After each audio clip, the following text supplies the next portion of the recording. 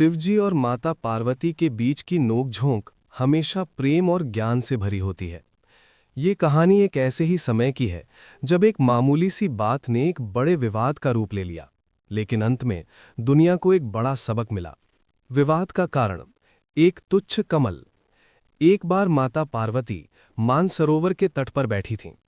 उन्होंने एक बहुत ही सुंदर और विलक्षण कमल का फूल देखा जो केवल सैकड़ों वर्षों में एक बार खिलता था।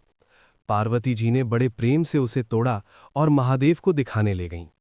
पार्वती जी ने कहा, प्रभु देखिए ये पुष्प कितना अद्भुत है, क्या इससे सुंदर सृष्टि में कुछ और हो सकता है?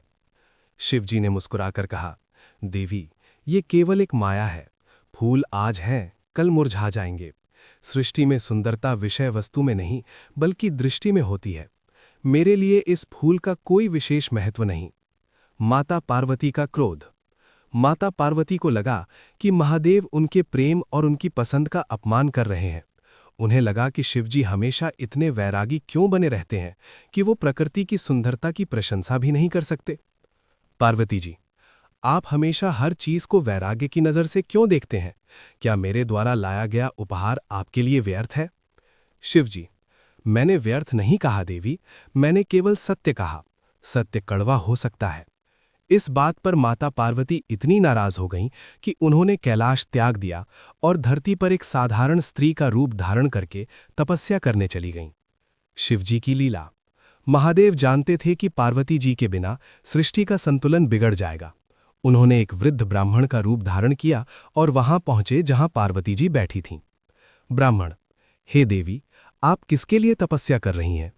पार्वती, मैं महादेव के लिए तपस्या कर रही हूं। ब्राह्मण हंसते हुए, उन भूतनाथ के लिए जो शरीर पर भस्म लगाते हैं, गले में सांप लपेटते हैं और जिन्हें एक फूल की सुंदरता तक समझ नहीं आती, वो तो बड़े ही विचित्र हैं। मिलन और सीख। अपने पति की बुराई सुनकर माता पार्वती को इतना क्रोध आया कि वो उस ब्राह्मण को वहां से जाने के लिए कहने लगी। उन्हें तुरंत एहसास हुआ कि चाहे उनके बीच कितनी भी लड़ाई हो, उनका प्रेम अटल है। तभी शिवजी अपने वास्तविक रूप में प्रकट हुए। उन्होंने पार्वती जी का हाथ थामा और कहा, देवी, मैं केवल ये दिखाना चाहता था कि बाहरी सुंदरता, कमल का फूल, बदल सकती है, लेकिन भीतरी प्रेम और श्रद्धा कभी नहीं बदलती। हमारी लड़ाई तो केवल एक लीला थी ताकि संसार समझ सके कि प्रेम में मान अपमान से ऊपर विश्वास होता है।